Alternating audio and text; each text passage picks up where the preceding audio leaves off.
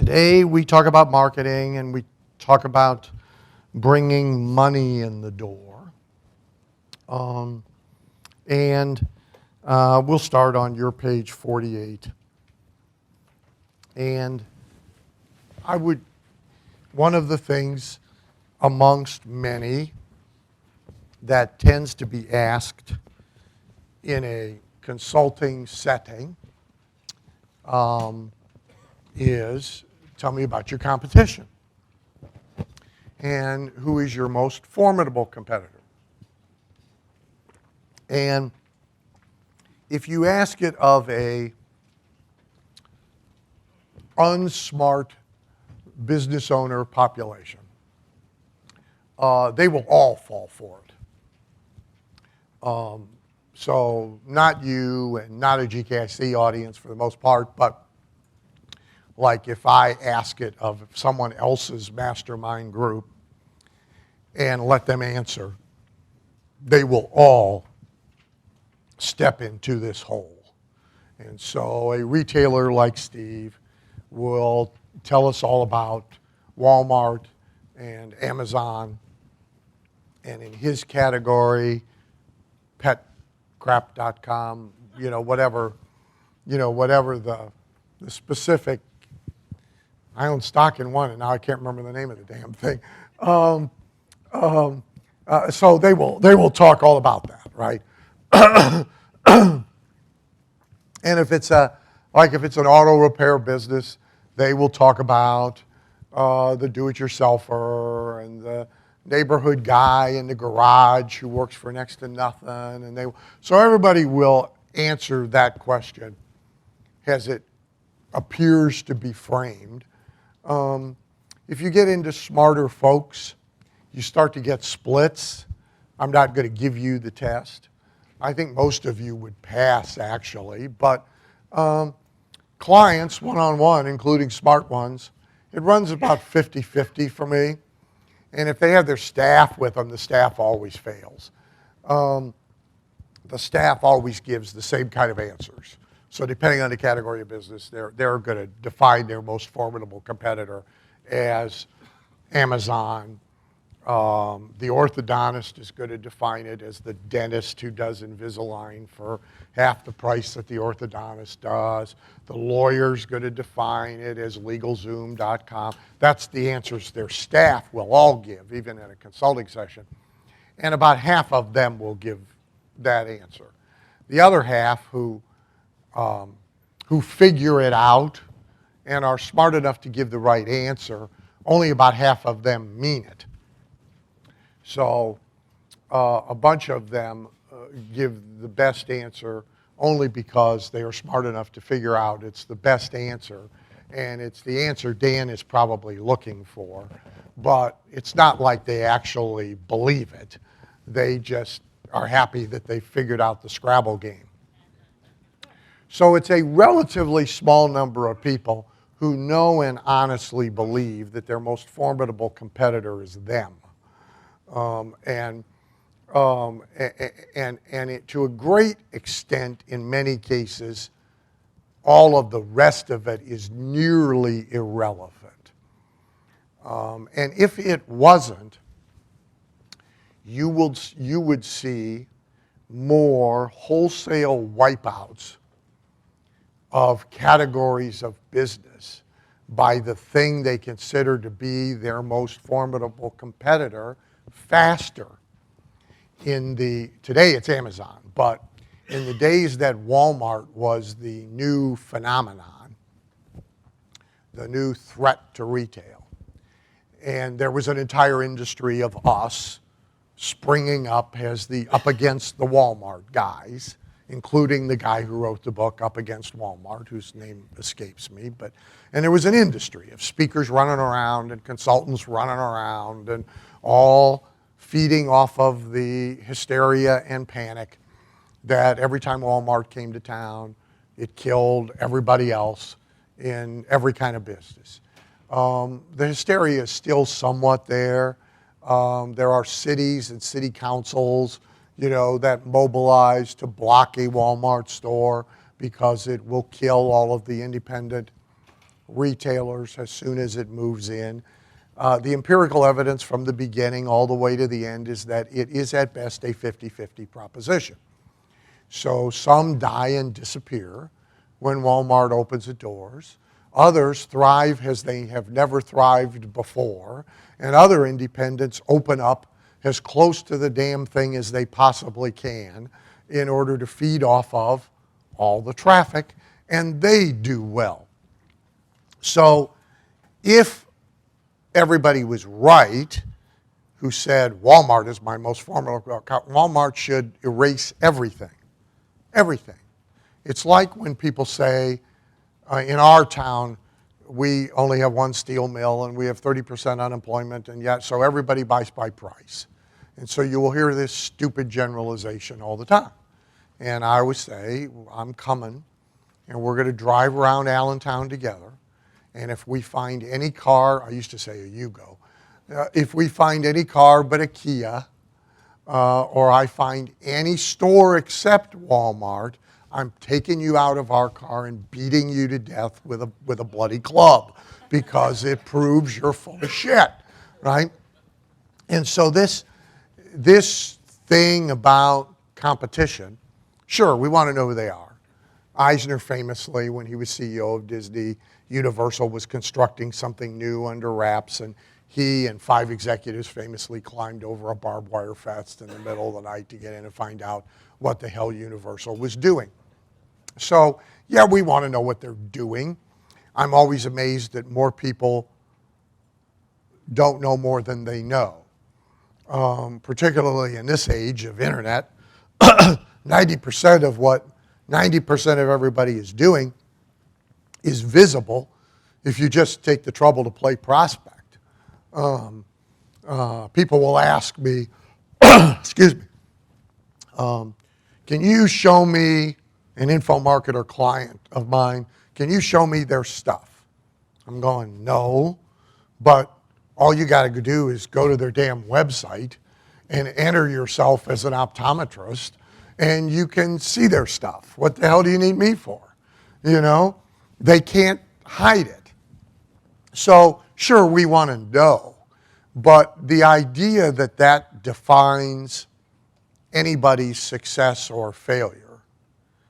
So Bezos and Amazon, they put a big dent in the independent bookstore industry, right? There's fewer independent bookstores than there have ever been, really, since Ben friggin' Franklin, probably.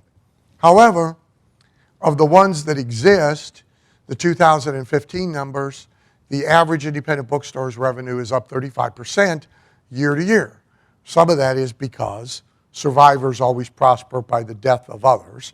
Where there were 8, if there's now 4, your revenue goes up. Barnes & Noble went up when Borders closed.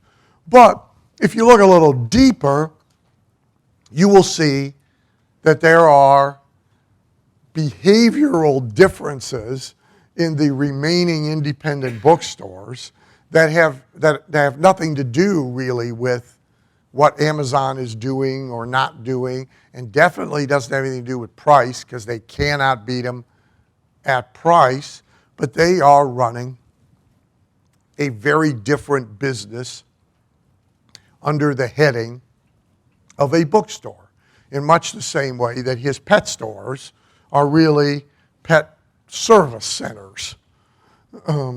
There's a nutritional counselor, and there's a trainer, and there's a dog washer, and and oh, by the way, we sell the same shit you can order from Amazon.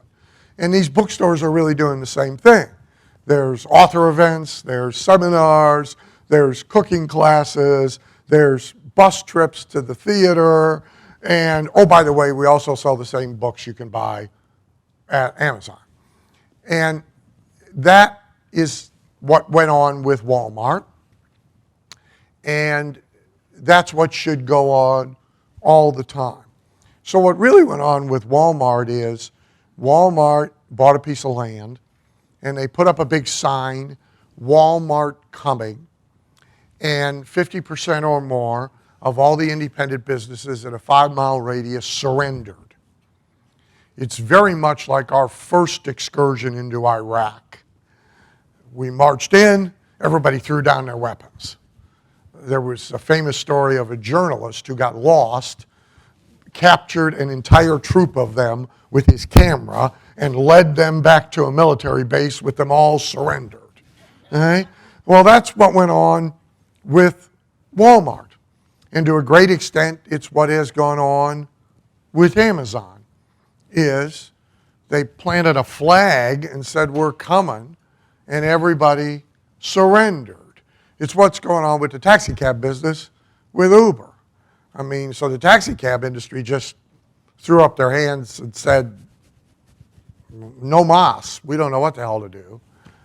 We'll keep just parking out there by the airport, and a guy that don't speak English in a cab that smells like he's been herding goats in it,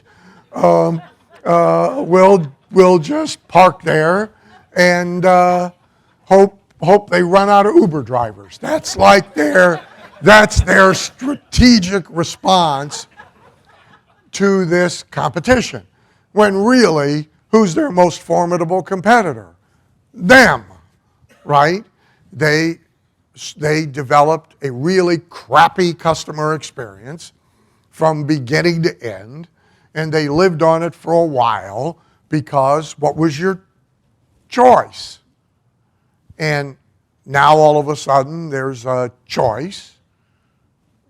I am on record, it will not exist 5 years from now, by the way, but because it's illegal, but nonetheless, at the moment, for a lot of people, it's a much better choice, and it's a much better experience. So I play this game with most clients, and I play this game if they bring their staffs. Sometimes the staffs fall for it 3 days in a year, and they bumble into the same hole every time, which is really entertaining. But they are all worried, and the niche players, like in info marketing, they are worse about this actually than the small business owner on the street. Okay? So Luther, are you still over there somewhere? I got lights in my eyes, yeah. So Greg has been a client of mine. Greg has been a titanium member of mine. I would say the same thing if Craig was here. He's not here this year, but he was here last year. So Craig Proctor and Greg Luther are theoretically competitors. All right, how many real estate agents are there in the country? 1.2 million. And so what, about 300,000 of them not broke? Probably 55 people. Well, okay, your definition of broke's different than, 300,000 of them could give you money. Yeah. So here's two guys. He's less than Craig, but like Craig is really obsessed about him and 3 or 4 other guys like him in a pond of 300,000 eligible customers. I'm going, what the hell difference does it make what these other 5 guys are doing? Who cares? What are they going to get? There's 300,000 eligible customers. If you want to just stop worrying about them, take your worst ones and give them to them. Fill them up, and now you won't have to worry about them while you chase the other 264,980 that nobody's got. But this is what people do to themselves, is they pay so much attention to everybody else's game that they hardly have any time to play their own game.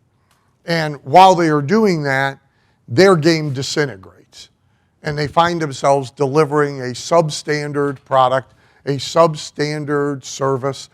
Carlton last night described what's happened at least 3 times in the computer industry, where companies have made their bones, they've built their company on extraordinary customer service, and then they've switched CEOs and management, and everybody's turned their attention to more advertising, more marketing, more selling, price discounting, et cetera, to compete over here. And while they do that, their customer service went to shit. And they wound up in a place they can't compete no matter how much they spend, right? Domino's got themselves in this problem. They fixed it. But if you follow Domino's, Domino's in the early days won just because they could get there. And often you figure out one competence, you can win on that for a while. And they did. They figured out how to get the damn thing to somebody in 29 minutes and it'd still be hot. And that trumped everybody else at the moment. But that only lasted so long because what they were getting there in 29 minutes and hot was the worst pizza on the planet. All right? And gradually everybody knew it, and the guys who could make a better pizza figured out how to deliver it in a reasonable length of time with reasonable predictability. So the competence they were living on gradually disintegrated in value, and they went almost 10 years without addressing that internal issue.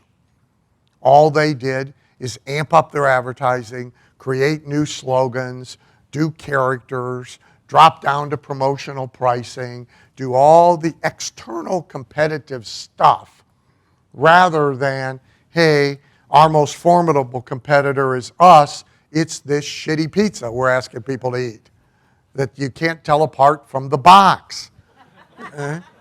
I mean, people are actually eating the box by accident and not complaining. This would tell you, oh, I got a 2-for-1. No. So then somebody got smart and they fixed it. In 24 months, they went from the worst ranked pizza to the number 1 ranked pizza. And they're a perfect study in how this happens. So every time we talk about marketing, my caution is be careful not to get totally absorbed in the marketing to the point that you are ignoring that you need something worth marketing to market. And no amount of marketing will make up for one of two things. There's two things you can't fix. With all the advertising and all the marketing and John Carlton and Gary Halbert's ghost writing your copy and a Kardashian in the ad, there's two things none of that will fix. All right? Bad math, bad product. It won't overcome either one of those things. We're going to talk about math, but right now I want to talk about product. So for short periods of time, in certain categories, you see companies prosper with fundamentally bad products, bad experience, bad service. Often it's because they're the only ones there. And if you go back to 1950, this was a pretty reliable business model, okay, at the brick and mortar level, because there's a lot of places you could go where you would be the only barber shop. That's it, right? And so if you never got it even, not even once, you still made 50 grand a year out of your barbershop because somebody had to drive 150 miles away to the next barbershop, right? I mean, you could have a diner and all the waitresses could snarl, not to be entertaining, but I mean snarl. And if you were the only diner in town, what the hell, right? But those days are long gone. We are up to our butts in choice. I mean, pretty much anything you want is almost within arm's length reach in a 360-degree circle, or you can have it delivered sometime between 30 minutes and no more than 1 day. And it'll be there. And they're merging that stuff. I don't know if you've seen this device. This is a lovely invention. There's a new machine, if you have a little kid, baby to toddler, and that thing you made is disturbing you with parental responsibility. Like having to get up in the middle of the night when the kid cries. There's now a machine to fix that. If you haven't seen it, it's called Aristotle, which is amusing in and of itself. It's only $399, and it is kind of like the Amazon Echo devices, same technology. So it sits in the room with the baby, and if the baby exhibits physical distress, it sings lullabies. You can hook it so it will gently rock the thing the kid is in. At the same time, it sings lullabies.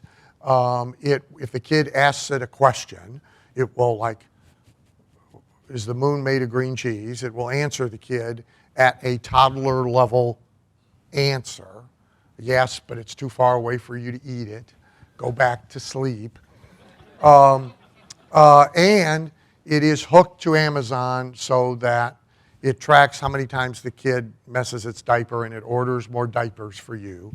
So you don't have to remember to order diapers, and they're there the next day, right? So it pretty much now, you can have an infant and kind of not do anything with it until it's old enough to send away to military school. They've pretty much designed this system. Between this and the smartphone, you're out. Just pump them out as fast as you want. But think about this. So this, not only will they deliver the diapers to you tomorrow, or in urban areas today, the thing will order them for you so you don't even have to order them. This is the world we live in. So there's nothing you're in that there's not a plethora of choices in your way. And if you want to make any money doing what you're doing, you are most likely going to be priced above some of the choices. You are going to be less convenient than some of the choices. And so obsessing over them is not really productive, right? Instead, you want to obsess over what you can do that they won't or can't, that you can figure out how to do super well, and finding an audience for whom that is meaningful. And there is an audience for whom top-tier service, a great experience is meaningful. There's still a market for that. So I always tell people when we start to delve into advertising, marketing, and selling, let's remember, no amount of it will overcome bad math, which we'll come to. And the cleverest of it of all, or the most amount of money spent on it, will not overcome something that is fundamentally not worth advertising, marketing, and selling. When I was first starting in speaking, speaking about advertising, and the then dean of speaking, the elder statesman of elder statesmen, who was a genteel fellow, saw me speak, and he said, you're very smart about your subject, advertising and promotion, and it would be really good if you didn't use that skill to promote yourself right now, because all you're going to do is speed up the rate at which the world finds out you're no good. And he was right, by the way.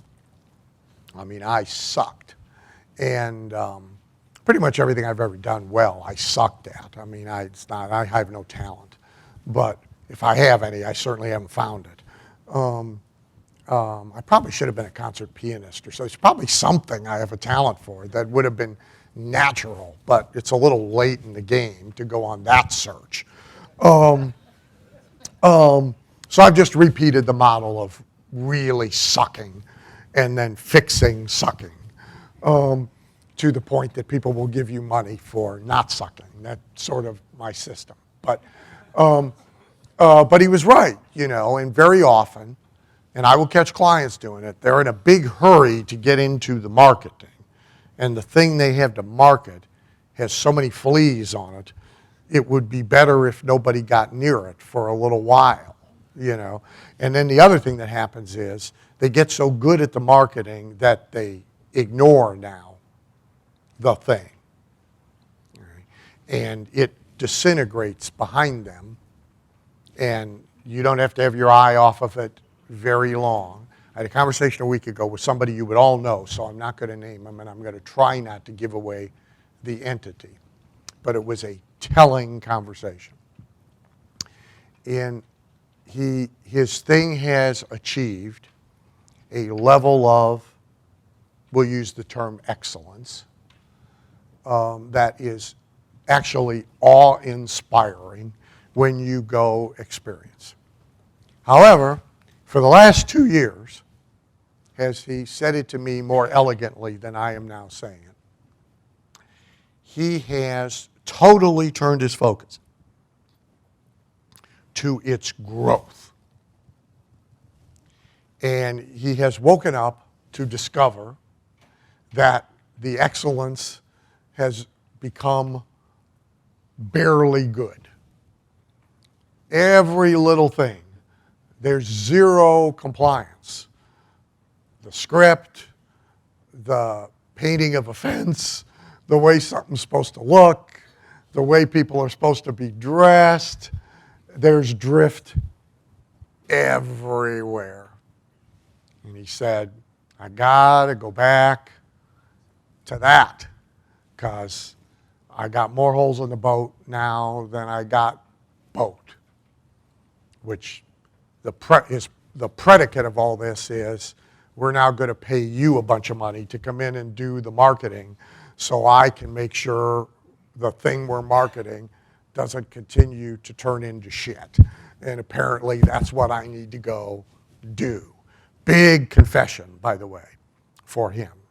When John talked about ego, I mean, we all got ego in the way a lot. And certainly this is an individual with a high level of ego. And admitting to anybody, but particularly to me, that the boat has sprung 67 holes while he wasn't looking. And apparently he's got to go look. So you got to get in here and do the marketing because I got to leave that alone for a while now. So keep this in mind as we crank up marketing. Make sure you don't lose touch of these two things. So on page 49, this principle is operate in a competition-free zone.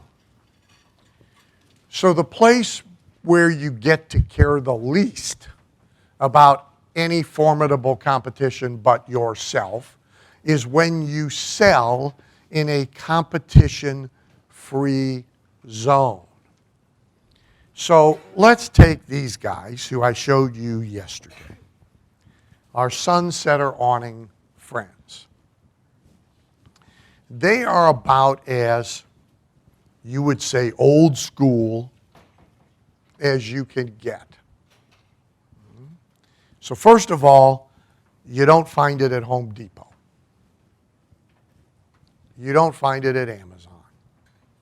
You can get to it online by organic search or name search, but that's not really where they want to do business. They want to do business right here, where somebody fills out a card and sends it in, and they send them a shock and awe package with a DVD in it. All right? You all have seen these shock and awe packages. We sort of have, I'll say, perfected them. We now have people, Partiv's company, as part of what he does, makes shock and awe packages. Kia Arian makes shock and awe packages in niches. Niche people make shock and awe packages. So that's where they really want, is they want you to do this.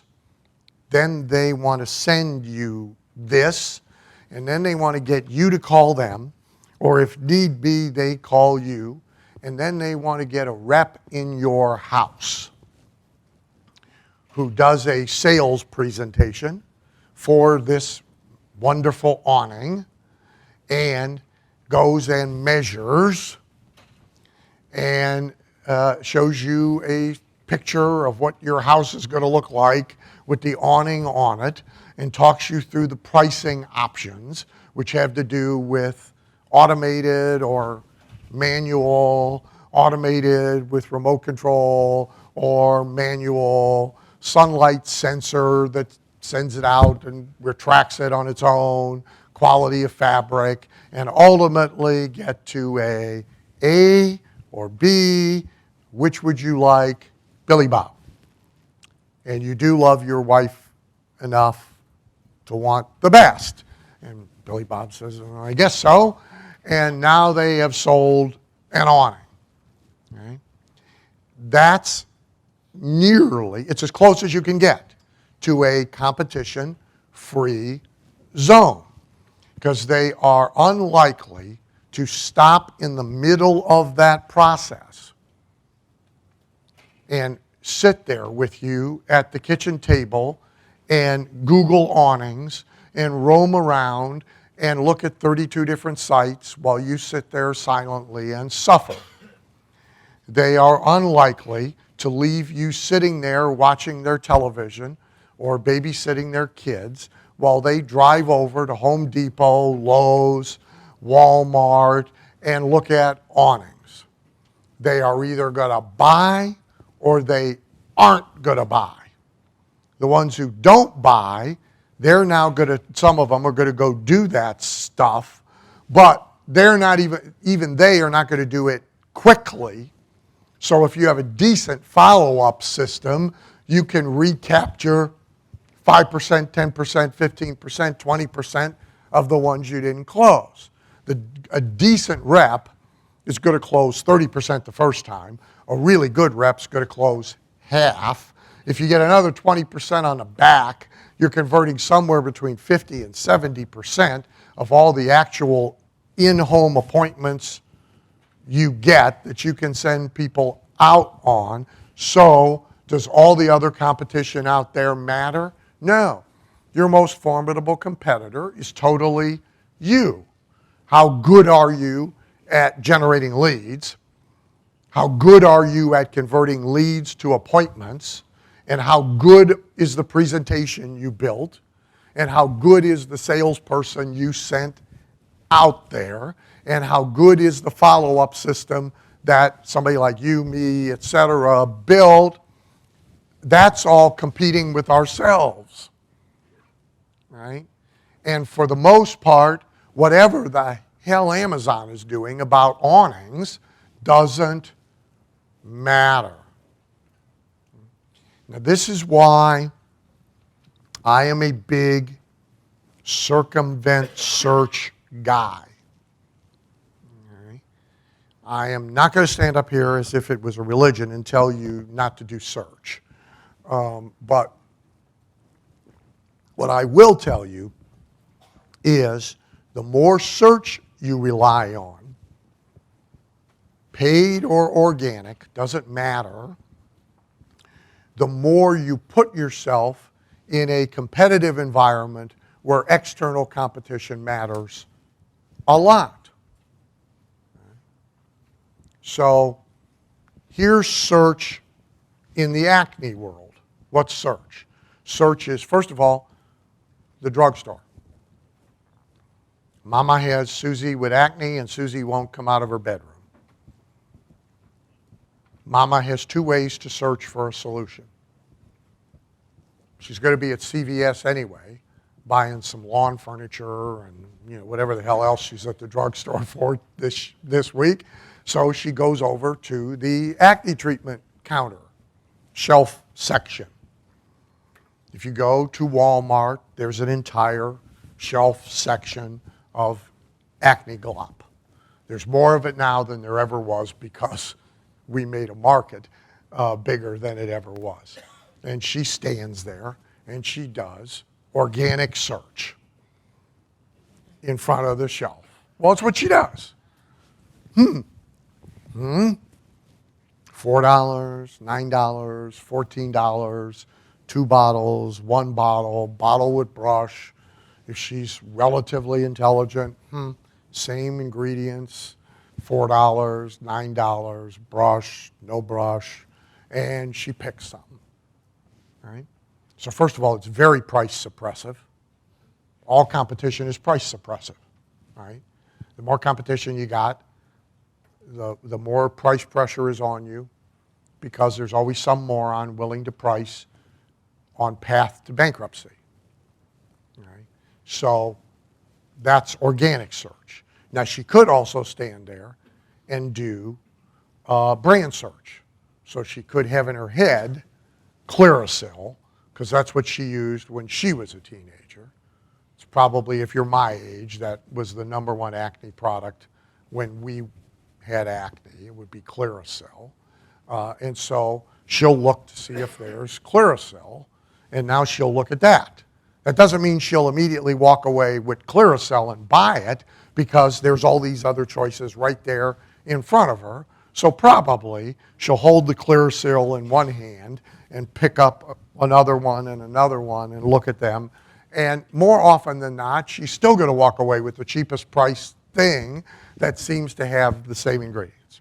Or she can do the same thing I just described online without leaving her house, right? Which she will do. If she's an Amazon Prime member, she's going to go to Amazon and type in acne, and bingo, she's going to stand in front of the shelf and she's going to look at all the acne stuff. If she's not an Amazon Prime member, she might type in acne in Google, and she's going to wind up standing in front of the shelf looking at all the acne stuff. If she remembers Clearasil, she's going to Google Clearasil, but when Clearasil presents itself to her, so will everything else. Furthermore, if she doesn't buy anything immediately, some of them are going to chase her around online for the next week or so. So every time she goes back, every time she goes to Facebook, anytime she goes to Instagram to see the latest pictures that the kids won't send her of the grandkids unless she fucking goes to Instagram, bingo, some acne shit's going to come up and scream at her. This is the environment she's going to be in, and it's the environment you're going to be in if you're in the acne business and you rely on search. If you're a dermatologist and you're in the acne business, you're going to be in this mess and the dermatologist mess. And you don't have to be a dermatologist in most states to treat acne. So there's retail acne treatment clinics that don't even have a doc. They're there, and they're cheap, right? And so if you take Yellow Pages, up until last year, because it changed with Nestle, we did out-of-category advertising for Proactive in all the Yellow Pages across the country. In most cities, if you opened up dermatologists, you saw a big fat ad for Proactive. Right? So the poor dermatologist, who everybody knows it's going to cost, I don't know, $100 every time they drag the kid to the dermatologist, and they're not going to get an appointment when they want it, and the kid don't want to go, and she opens the book and, oh shit, we haven't tried this crap yet. I'll call up and order this crap. And the dermatologist is competing with the crap, right? So this is what relying on search does to you. Not to mention the fact that everybody who provides search to you can screw with you. And they do. The more you rely on search, the more you get screwed with. Facebook, what? Every couple of weeks, new rule, right? And arguably, the more successful you are, the more quickly they decide, oh shit, that's working, so we got to stop it. We got to throw some problems in that mix, because that works, right? So if you want to sell in a competition-free zone, if you use that search, you got to get them out of it as fast as you can and stick them over in your competition-free zone. Sunsetter Awnings has no hope of selling this product to anybody that goes and finds it online by search online. They have no hope, because they're 4 to 5 times the price of what you could go cobble together on your own. And I assure you what we would find if we searched online. We would find this is just like Sunsetter, but it's only $995. Now, it comes to you like IKEA furniture, which is the leading cause of divorce in America. If I was a divorce lawyer, honest to God, they just opened a big IKEA store in Columbus, Ohio. You would think Jesus Christ had come and held a rally. It looked like an Apple store on the day they opened it. 500 people sleeping in tents, standing in line, waiting to get in the IKEA store. I'm thinking, man, If I was a divorce attorney, I'd want the store right next to IKEA, you know, and try and get IKEA to put a coupon in every box because, you know, you're never going to have to do anything else. You'll be busy, right? So if you want a competition-free zone, the only hope Sunset or Awnings has, if they get them from search, is get their ass off search. Get that shock and awe package in their hands, get them on the phone, get an appointment, get a rep in the home. It's the only prayer they got. They're never going to sell one of them things to a lead generated online, in an online sales system with an online close. I don't care VSL instead of the DVD. I don't care what they do. They're not going to sell one. Because nobody's going to sit there and let that happen in a vacuum in front of their computer with other shit popping up and the ability to hit a button and check price. Nobody. Never going to happen. But rep in-house, of course it's going to happen. And if you hold up price in any product, it is selling in a vacuum. Think about all these fortunes made by circumventing search. So proactive, okay, never was on that shelf. Still isn't. Mama goes to CVS and does organic search. She ain't going to find it because nobody's going to pay $40 for it in that environment, especially if you compare the ingredients. Not going to happen. We circumvented search with TV. Real TV, by the way, just to clarify, not internet TV, which is as mythical as the three-headed unicorn and leprechaun. But you can see circumvented search 3 ways. Me, and then me and Bill speaking. Books that people actually buy in a bookstore. Now, they also go search on Amazon, but then they get a book. And they move from the book and through partners. Hawking, so I don't know, are you here? Don't know. This is modern. It won't sound modern. About an $8,000 sale, a diabetic reversal coaching and nutrition program. A couple $1 million a year now being franchised. Circumvent search, how? Full-page ads in newspapers. It's a thing. A newspaper? To you, young man, there's a thing. It's a newspaper. It's paper. Your dad can show you one. There's a museum in Washington where they full-page ads in newspapers that drive people into a 3-hour evening seminar where they are sold a follow-up one-on-one appointment the next day, and the doc sits in the hotel room in Canton, Ohio, and runs one appointment after the other and sells the program. If you move it online, go Google diabetes reversal. Have at it. No prayer. No prayer. And no prayer at $8,000. That I can tell you. Larry Levin, radio, circumvent search. Again, if you want to buy how to trade options in a competition zone, Google it, type it in at Amazon. Type it in at Google. Go type in options trading and see what you get. Go to YouTube. Type in options trading. You could watch all the training you ever wanted on how to trade options for free on YouTube. How do you sell a $15,000 coaching program on how to trade options? You got to circumvent search. You have to. You got to run the radio ad, which if you listen to financial radio, you've all heard.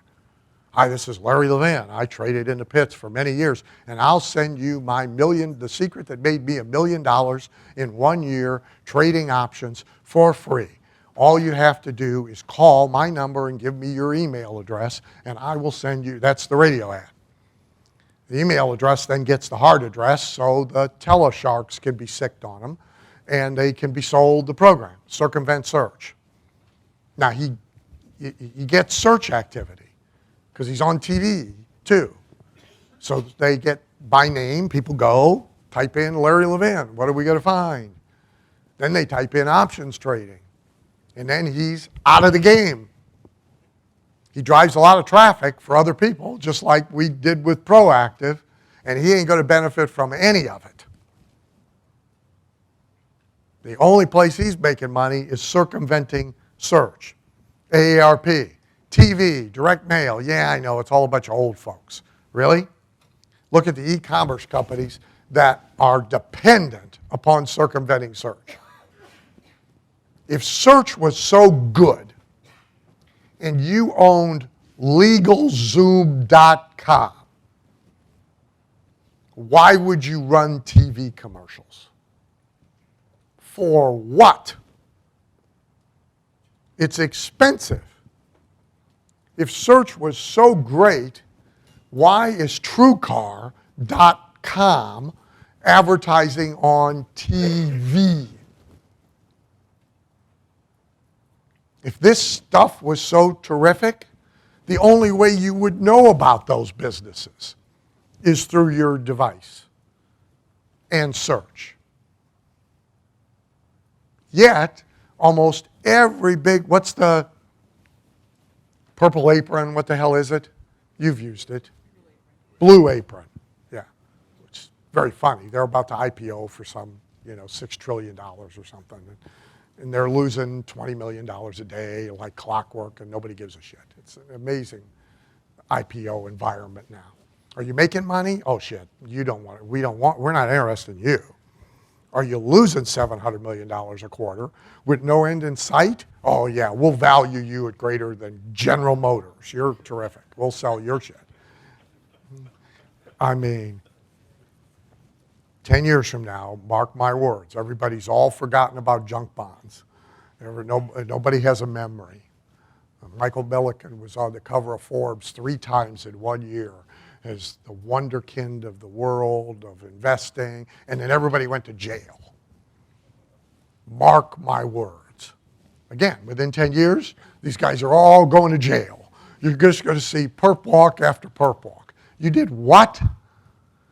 You valued a company at $50 billion that has no revenue, or if it has revenue, it has nothing but giant losses. It has no possible means of turning around those losses, and you guys all sold 90% of your stock a year after you IPO'd and left everybody with this pile of shit.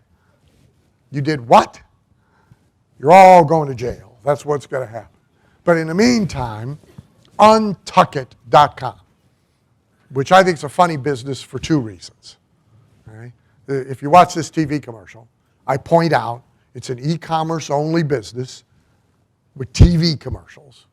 So that's the first funny thing about them.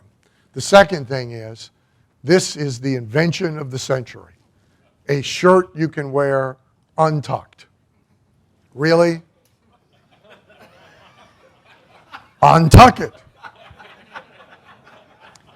And the only reason you wouldn't want to wear this one untucked, other than a basic sense of appropriateness,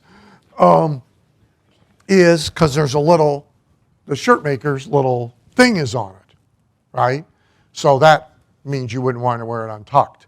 However, the Untuck It shirt has the Untuck It logo right here, where this has a Patrick James logo. What the hell? Just untuck the shirt. Oh, this is great. This is miraculous.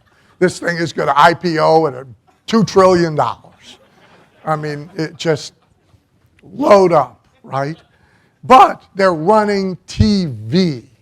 Why? To circumvent search. Because if they could live off of search, believe me, they would.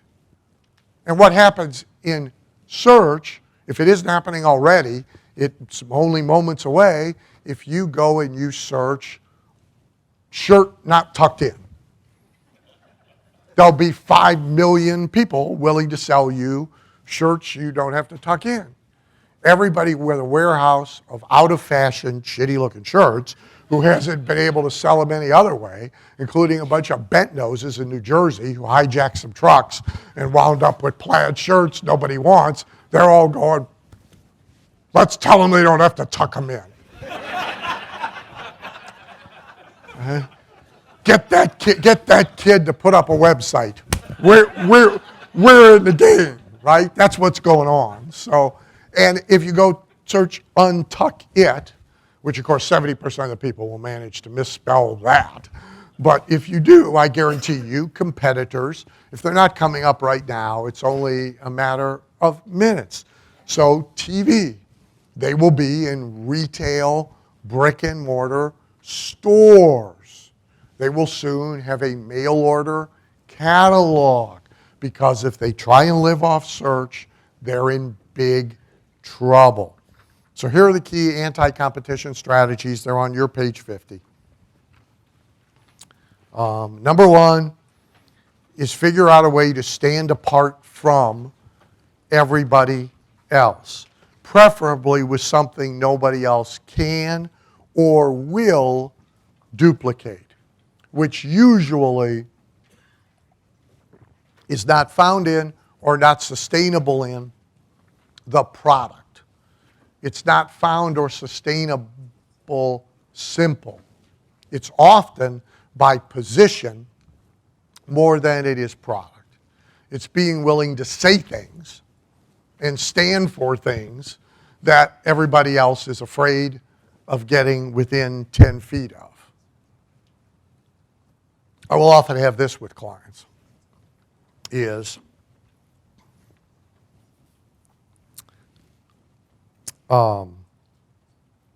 great, you do this, and nobody else does this. In fact, everybody else lies, cheats, and steals in this category. There's where we'll hang our hat. Well, I really don't want to, I can't do that because I play golf with those guys. We're all in the same association. We all, so here's a doozy. And she's not with us today. She'll be with us tomorrow. So how many of you donate at all to your local food bank? Good for you. Me too. So here's what you should know about that industry. And it's not unique to food banks, but it is particular for food banks. So all the food banks, just like all the dentists, all the food banks and the people that run them belong to an association. And it works just like your association, right? It's competition suppressive. It has a secular religion of industry norms that, by God, you better not violate, or peer disapproval will rain down upon you. It gives out awards every year at its convention, and people have careers in this industry, and so they progress from third assistant to the executive director to second assistant to assistant executive director to vice president. So everybody is trying to move up. Okay? You donate money, people that pack the boxes volunteer, but everybody else is paid. Okay? So it's a business. Now here's its industry's measurement of success. This is how everybody is graded on how effective you are. If you are in that, they never use the word business, by the way. I'm using the word business. If you are in that business, here's how you will be judged by your community. How many more people you get dependent on you for food this year than last year. This is the benchmark of success. If you dare suggest,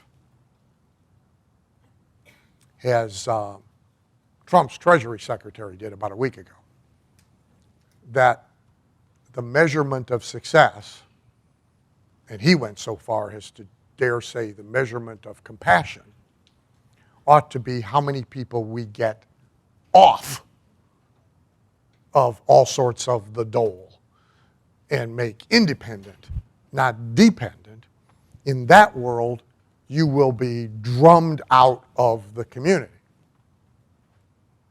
The very suggestion of it. The local is gradually coming around to at least not breaking into tears when I have this conversation with them. But 3 years ago, when you had this conversation with them, the dotted line came out in fire and flames and tears and heels dug in, and we can't, how could you possibly, because this is their deal. They go door to door to make people aware of the fact that they can come and be dependent on the food bank. They run TV ads. They do everything because they are measured by this mechanism. Right? Now, I know for a fact that I can triple their donations without them spending a dime more in direct mail if they will just let me tell the donors. We are determined to reduce the number of people from year to year. Their whole story to donors is needs getting worse, needs getting worse, needs getting worse, needs getting worse, needs getting worse, which it is because they're out there hither and thon recruiting any possible person who might come and get a box of free food. Well, yeah, the need's getting bigger. We're creating the need. I guarantee you, if they will let me tell this story to the donors, I triple the donations. Not another dime needed to get them. Here's the deal, Martha. Give us money. 3 years from now, we're determined to need less money from you and ask you for less money because we're going to breed self-reliance. We're going to make everybody who comes here take a class on how to get your shit together. Okay? Oh, well, we could never do that. So but these discussions are, I mean, they are a microcosm of everything we talked about yesterday. What? No, we could never do that, right? We couldn't force people to come to classes. They come to get the food. You ain't delivering it. They can manage to get there to get the box of stuff. How about we make them stay for 30 minutes and teach them how to grow shit in a window box? And they can at least have lettuce. How about we start there? Mandatory self-reliance classes. So all the objections, here's the real objection. Were we to do that, our peer community would kill us. So the thing that would work the best to stand apart from every other competing charity asking you for money, they can't do because it is so antithetical to their community. They will not stand apart. They all have their stuff produced by 2 or 3 different companies that specialize in marketing materials, fundraising materials for the food bank industry. So there's a Kia Arian who haunts the food bank industry, who does all their newsletters. It's an industry. They all look alike, by the way. Of course, right? So I started having this conversation with them 3 years ago. I won this one, by the way. Haven't won the other one, but I won this one a little. So the Cleveland Food Bank, you're here in Cleveland, all of these publications that they send out all feature Asian, Spanish, and black hungry children. I mean, like 100%, every cover, every main story. I have no objection to feeding, I don't care, purple, green, 3-legged Martian, I don't care. We ought to feed them all if they don't have any food. I'm fine. That's not my point. My question was, who's your donor? Well, the donor is a 63-year-old Jewish grandmother in Beechwood. I said, great. I said, it'd be a good idea to show her a kid, a starving urchin, that looks like her grandkid. And her grandkid ain't Asian. It's a safe bet. It's unlikely her grandkid is black with dreadlocks. I doubt it. 1, 2, maybe, but not much. Okay? You got to have one starving, kind of Jewish-looking white kid you could take a picture of that we could put on the cover of this thing. Oh my God, they're like, some of you are horrified. Just imagine how horrified they are, because I didn't say it any more elegantly than I am saying it now. Yeah. And there is just horror, about this. But stop and think about it, right? Here's a customer, the donor who gives you money. We need affinity with that customer. Yes, most of them, they're generous, they're socially sensitive, they don't want anybody to starve, so a little Indian who's starving is fine to have in the newsletter, but not all little Indians if all the money is coming from rich, white, Jewish, blue-haired women who get together at the mall and play canasta in the food court. Okay? We got to show them one, at least, that they identify with. Guess who wins this in a split test? Me. Guess who still isn't doing it on a regular basis? Them. Why? Because their peer community will see it, and they won't be in the running for the diversity award this year. I'm serious. I'm not at their convention. This is the battle. And by the way, as obviously and painfully dumb as this is, as I describe it to you, many business people are guilty of the same reluctance to stand apart. Not because of what works, but because of a bunch of other political peer considerations. But it is by far the best no competition strategy. Next one is status, every way you can get it. Stand above everybody else, right? Book. If Adam's in the room, 7, 10 years ago, that was a big part of this. Now it's Andy to be at the table. Forbes books, oh, well, that changes it again, right? 10 books, oh, that changes it again. Book with a famous co-author, oh, that changes it again.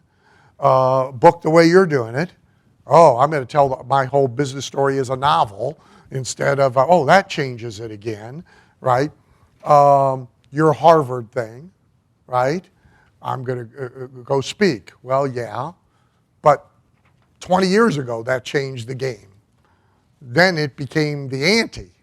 Now, did you speak at Harvard? Did you get shot up in a space capsule and coach the astronauts while they flew around the, So status. You look for a way to be above everybody else. Show up alone, my favorite. We've just talked about that. Put yourself and them in a place where there's nobody else there at the moment that you are selling, but you and them. Right?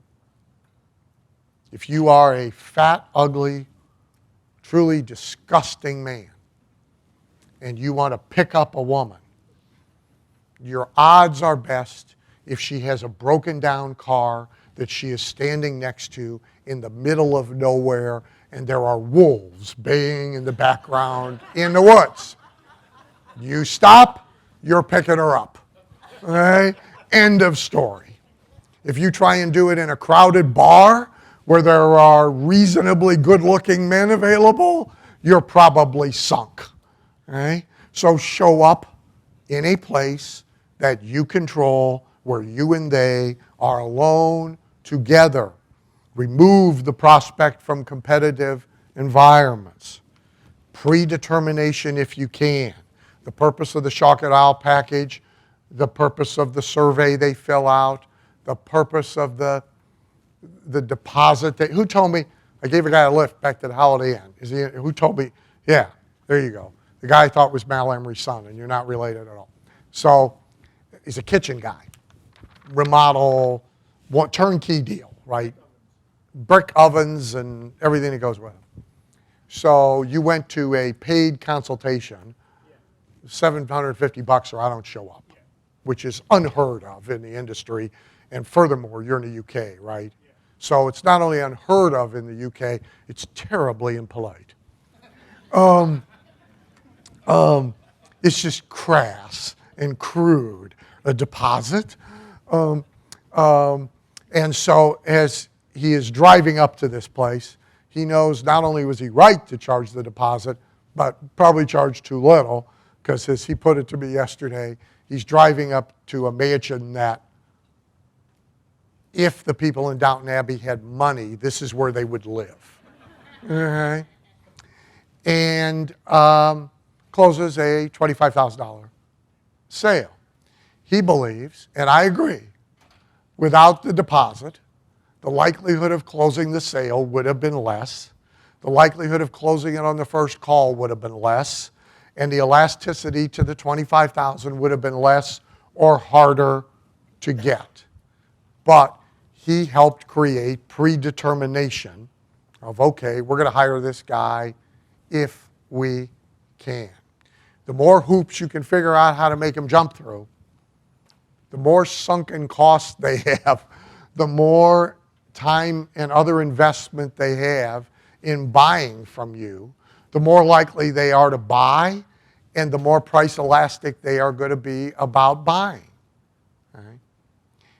If I did what most clients would like me to do in my business, get on the phone and tell you what it's going to cost to do your copywriting project, I would be broke. And I damn sure would not be writing $125,000, $150,000, $200,000 copywriting jobs. But because I create predetermination, first of all, with all of this other stuff, right? I mean, I do it all, right? Stand apart from, because I do the whole thing differently. I position myself above all other copywriters. I show up alone. I'm not in any directory. I'm not on any board. I'm not on any website. So if you go to every copywriter search thing you can possibly do, you are not going to find me, because I refuse to be there. Right? I want no part of it. Right? I take them out of a competitive environment, and now think of all the hoops they got to jump through. Poor bastard's got to wait. We don't know him. He's got to submit a memo of why he might want to talk to me. Then he's got to pay a fee. Then he's got to get on an airplane. Then he's got to find his way from the airport to the... Somebody a couple of years ago said, you should get a limo and pick these people up at the airport. I said, no. I would prefer the only way for them to get from the airport to the hotel was a horse. That's what I would prefer. I would like Uber to go away, car rental to go away, let them hike. Okay? Then I can double my fee again. If I said a limo, all I've done is incur the cost of a limo and immediately change the whole positioning of the process, right? I prefer you got in at 2 o'clock in the morning, your flight was canceled, you're weaving in the parking lot of the La Quinta that I make you stay at, suffering in order to be here. That's what I prefer. First question is always, how was the flight? And I'm praying. God, it was horrible. We were stuck for 4 hours in Atlanta. I've had 5 coffees before you got here so I could make it till noon. I'm thinking, great. This guy is not going home empty-handed. Okay? He's not going to do it. That's the game. Right? He's not going home empty-handed. Okay? I mean, and so make price comparison irrelevant. It's irrelevant. All this other stuff, I tell people, the only reason you're not going to do this is the fee. And if we're really not going to do anything, let me recommend some lesser copywriters to you who, if you're careful, you can get what you need. I don't care that they exist. I don't even mind showing them where they are. Go to awaionline.com, go to the jobs board, post an audition assignment. They'll come out of the woodwork like fleas to a dog. Okay? And you can look at all of them. Okay? Feel free. I could care less about that. Make them navigate an obstacle course, organized process. That you got to do this, you got to do this, you got to do this, you got to do this. Exploit time invested. So time alone matters. So the sunset or awning guy, I haven't had him to the house. But if they have any brains, they have that thing choreographed so he's there for a long period of time before they can get rid of him. Because the longer he's there, the higher his odds of closing a sale. Because Mom and Pa have invested more time. If they got the shock and awe, if they watched, they got themselves some popcorn and they sat down and they watched the DVD. Everybody says, oh, you should only make it 7 minutes long. No. Here's how long I want it to be. How much can we fit on a DVD? That's my question. I want it that long. All right? First of all, it ain't an online video sales letter. It's a bigger pain in the ass to click out. They got popcorn. They got the dog in the lap. They found a DVD player. They got the thing in the DVD player. They're going to watch. How many of you have driven to a theater? The movie is a piece of crap. And you stayed halfway, three-quarters, all the way to the end. If you were at home and got it on Netflix, how long would you have stayed? 5 minutes, right? But you invested the time to go. So every time we raise time invested, I nearly doubled Miracle Ears conversions with crappy salespeople. All I did is double the length of time of the exam. I didn't do anything else. I just stretched the friggin' exam. So now Mom and Pa are sitting there for an hour and a half instead of 45 minutes. They're more likely to buy because they invested more time. I didn't fix anything else yet. Same crappy salespeople, same god-awful presentation, same crappy clothes. Here, what could I fix? I can put waiting time in between every one of these 8 exams and stretch the time Harriet and Bob had to sit there. That I can do. Bingo! Up goes the conversion rate. So never underestimate the power of time invested by the prospect. Any good pot and pan sales. So in the Zig was a pot and pan salesman, if you don't know it. There used to be an army of pot and pan salespeople. And you went into the living room and you sold the $800 set of stainless steel, tri-ply, waterless cookware, which is healthier because you never need butter and you don't use fat and yada, yada, yada. Right? And there's, 36 pieces. They nest. But there's 36 pieces of cookware in this $800 set. What's the first thing the rep does? Unpack the box and separate all the pieces and spread 36 pieces out on the floor of the living room. Why? Because it takes 20 minutes to pack up the 36 friggin' pieces. That's why. So even after they have said no for the 16th frigging time, and they have asked you to leave, they are not leaving the room until you leave. And you got to pack that mess up. And you can be a clunk at it. You know, by the way, I might not have mentioned, we have 48-month financing. Funny, this fit, but when I unpacked it, I don't know what's wrong with it. Oh, by the way, did I mention, right? I mean, that's why. So never underestimate time invested. Here's a big one. I've been fixing this my whole life.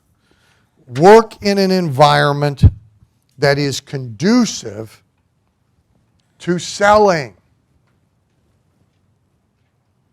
So the chiropractor, here's a typical chiropractor. 1979 typical chiropractor 2017, typical chiropractor. Some of them, same stupid chiropractor. Some of them new, but same stupid. Go to all the trouble to get a prospective patient to come to the office for a diagnostic exam. So they ran ads, they're on radio, they got a Saturday morning talk show, they're doing everything known to man to get this person in for this exam. They've spent money, they've spent time, they've spilled blood. Now they do the exam, take the x-rays, do all that, and now either then or when you come back, they are going to do the sales presentation, which they call a report of findings. And here's where most of them do it. 2 locations in their office. One is either in the treatment room, so you are sitting on a treatment table with no back. You have a bad back. You are sitting, by the way, this never occurs to them. Every time I point it out to them, it's like, huh. So you have Bob and his wife sitting on the treatment table. Her feet don't reach the ground, by the way. They're incredibly uncomfortable. You have a light box wedged over in the corner. So they are sitting here, looking here at the light box. They have neck pain. Every time I've explained this has surprised the doc. Huh. So they are sitting here doing this to look at the light box, which, by the way, now they can't see anyway because they're 50 and their vision sucks. But they're looking at the x-rays, and he's standing way over there now because that's where the light box is with his twisty spine. This is selling scenario number 1. And now when it comes time to show you the money, how do I show you the money? There's no table, there's no pad, there's no nothing. Selling environment number 2. In his office, which is roughly the size of 2 phone booths, it has his lunch, his spare clothes, the dog bed, piles of paper, all of our CDs he hasn't listened to, all this crap.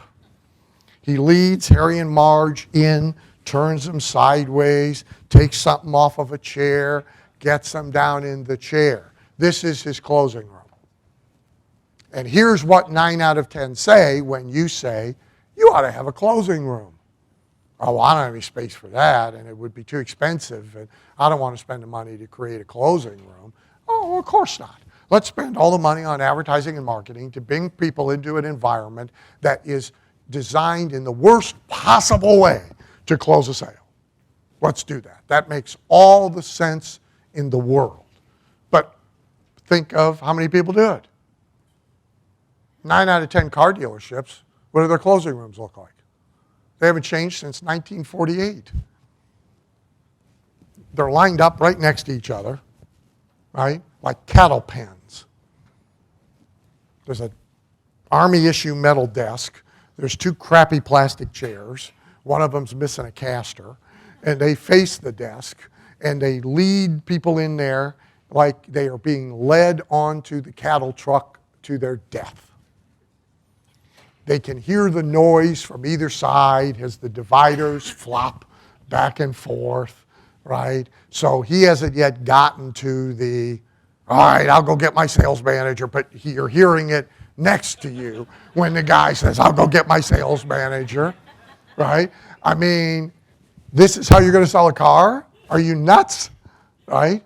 Well, but this is how we've always sold cars. Yeah, I know, right?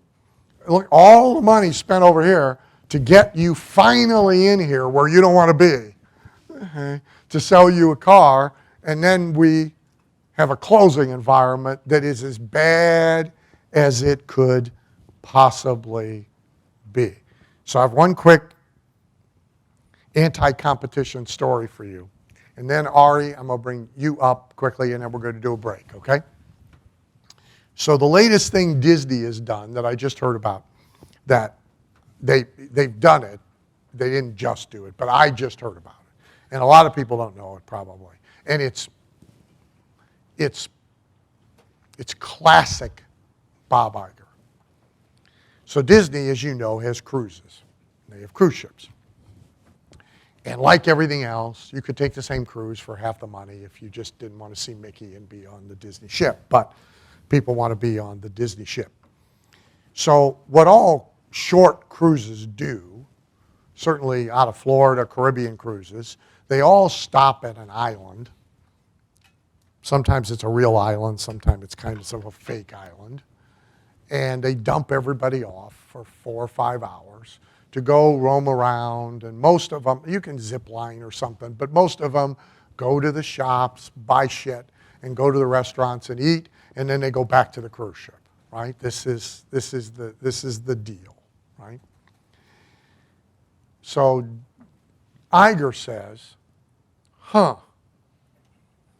why are we dumping them off on somebody else's island with somebody else's stores and somebody else's restaurants? And Iger's people say, well, we got to dump them off somewhere. You can't just lock them on the ship for 6 days. They get nuts, right? And they start throwing people overboard and shit. So we got to let them off somewhere every once in a while, right? Iger says, yeah, I get that.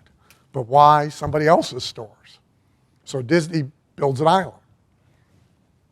And they stock it with their stores and their restaurants, including a bunch of stores and restaurants that don't look like theirs. It's like the outlet mall business now. You do know at the outlet malls, none of those stores are the stores they say. It's one store. The outlet mall company is running all those stores. That's all that is. It's one store. That's what it is. And they're stocking merchandise from those brands, but that's all it is. Okay? It's a complete fake. Okay? And so Disney has a bunch of restaurants and shops on this thing that look like the independently owned crap stuff you would find on anybody else's real island if they dumped you off, but they own them all. Competition-free environment. There is no competition. It's all theirs. Goes all the way back to maximize the money we talked about yesterday. This stuff overlaps. It's like, how are we going to get all their money? That's what Disney people wakes up every morning. That's what they're thinking about. Wait a minute. There's a penny. The penny is getting away from us. We need to do something to get that penny. That's why all through the Disney parks they have machines that make souvenir pennies. You put the penny in, you grind the thing, you put a quarter in to pay for it, then you put a penny in and you grind the thing and it puts Mickey on the side of the penny because they figured out people were taking pennies home. Because, well, shit, we can't have that, all right? We can't let them get out of here with any money, none. With pennies, we can't have them go home with pennies. This is unacceptable. There's 1 million people a day that go through here. If they each go home with 2 pennies, shit, we could build a ride with that money. Right? That's what goes on with them. But think of it, their own island, with their own stores, with their own restaurants, to dump people off from their boat, and they're captive for 5 hours. They can't go anywhere until they're allowed back on the boat, which I imagine you could get on first based on how much you spent on the island. I mean, if you got 12 bags, you get to come on first. If you get 6, you get to come on second. And if you got no bags, we're going to let you run up the plank right before we pull that bastard up and head back out to the ocean. That, I imagine, is what's going on. All right. So in this context, you want to come and join me for a couple of minutes. So I know that you are mildly horrified by half of what I do and in agreement with half.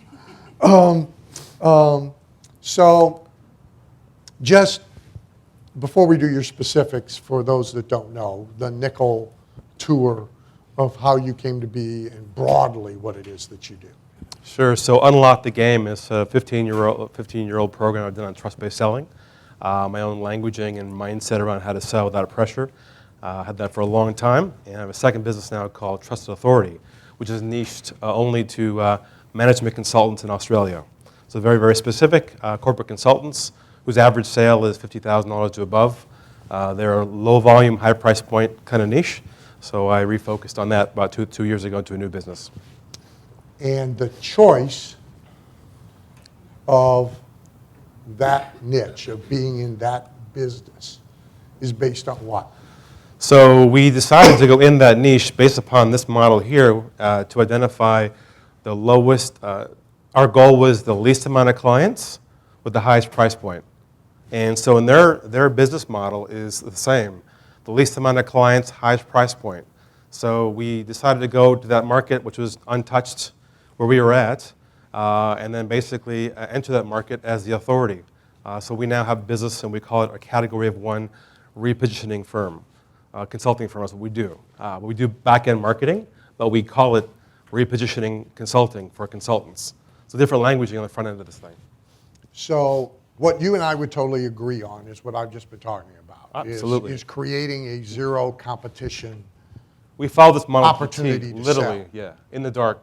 So talk a little bit about your application, your Okay, process of creating this environment. So we pull them off the web as fast as possible. We do a free book offer, and then out goes a shock and awe box. We call it Trust Box. They're in the back table there in the booth. So we send them a box, and there's a video book. You probably saw those on the table out there with an hour and a half presentation of a video that I did on there.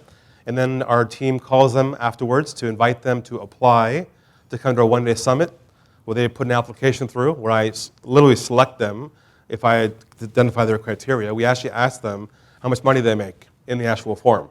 So I know what their revenue is per year. I can literally just, he's accepted, he's not accepted. So we just choose only our ideal clients. Then we get about 35 to come do a full day with us, do a full day with them. And at the end, we then offer a one-on-one consultation with me in my office. And this is where we do a lot of the selling environment thing, where we put a calendar on the wall in the back of the room, actually, and we offer, everyone expects a sales pitch. Instead, they get basically a chance to have a one-on-one with me in my office. So they run back to the room, they all get in the calendar, put their name on there, get a little card, and come to my office. In the office, I designed it like almost like a record studio. You know, a record studio, there's like gold records on the walls. On my walls, there's a picture of all my clients with their books in a gold frame. So the entire wall, when you walk in the office, is just the clients and their books. So when they walk in, I choreograph the whole experience. They sit in a chair, they look at the wall, I ask them if they want a glass of water, I go to the kitchen, and they just sort of sit there 5 minutes kind of admiring what we call the wall of success. And then I go through our process, and then our average value for a client 2 years ago was about $30,000. Now it's $70,000 for the same customer, the same product. And our goal is, again, the least amount of clients, highest price point. So I mentioned to you recently, we're trying to move now the top of the chain. We're approaching the largest consulting firms in Australia to approach them to help their consultants get positioned right. We have a deal now pending with a large firm as well with that. So a couple things. Yep. Your video is how long? Hour and a half. And so how many people tried to talk you out of that? Yeah, quite a few. Right? Yeah. I mean, be cognizant of this, because every time you go to do now video and audio for that matter, almost everybody is going to create some dotted line box for you of length that they believe in. And mostly it's going to be short. Right?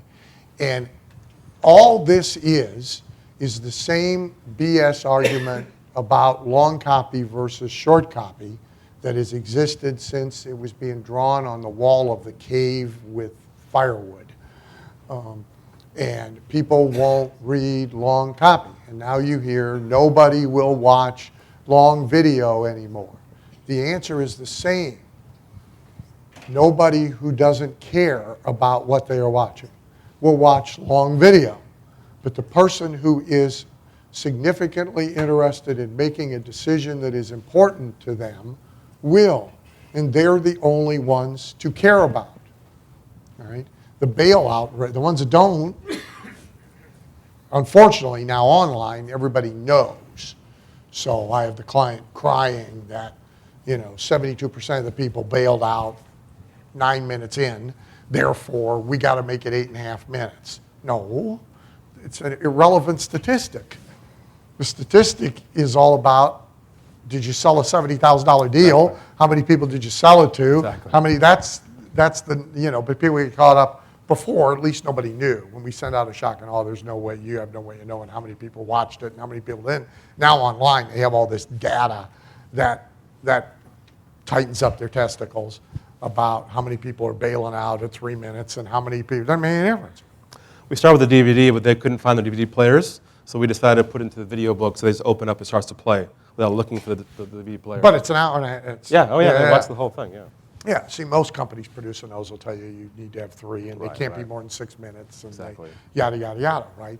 And then, so tell me about, is there anything about this that you don't like, right? Or have you made your peace with step by step into a physical room to a sales presentation? At first, I started as an online guy. I sell only online in the early days. And then actually I got involved with the same financial advisors you and Matt Segula were training. And I noticed how these financial advisors were making a lot of money in their hometowns, in their physical offices, so I decided to move the whole business offline. And got comfortable with that. And then we've added about 10 steps to our process now. And as you said, the more steps we add, the more trust we create, and less resistance there is in the process. So now we love the process because it's all in the dark, and no one knows what we do. And the funny thing is that these people, they comment along the way on our process, giving us feedback and advice how to make things better. Even all the way to the end of the process when they're ready to buy, they keep asking us to make things better, and I keep telling them, look, it's not about what you think. It's about your behavior. You're here. You're signing up. That's all that matters. Because they try and comment on the process. So the behavior is, we're altering their buying behavior altogether by taking them into a vacuum and moving them down a process that, like you said, they're at blinders on. They can't see anything else. This gets all the way to do what everybody else won't do. Exactly. So what's everybody trying to do? They're all trying to put their whole process online, Right. automate it, Exactly. have as little touch as possible with the customer, right? And I get it because that's a way not to have humans, right? But if that's what everybody's doing, it tells you the opportunity is in doing the opposite. Yes. And there are patterns to what I'm doing. So I'm recording all my sales processes and then going to document those to hire someone else eventually to replace me on certain pieces of it down the road to eventually exit the business, which is the plan long term. Cool. Cool. All right. Thank you, Ari. Thank you.